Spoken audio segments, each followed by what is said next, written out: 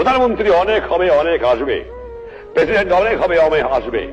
তোমরা সৎ পথে থেকো, মাতৃভূমিকে ভালোবাসো।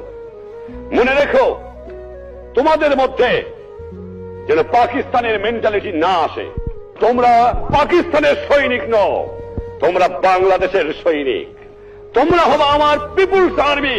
তোমরা পেশাদার বাহিনী নয়, তোমরা শুধু সামরিক বাহিনী নও। তোমাদের দরকার হলে নিজের উৎপাদন করে খেয়ে তোমাদের দেশকে বাঁচতে হবে।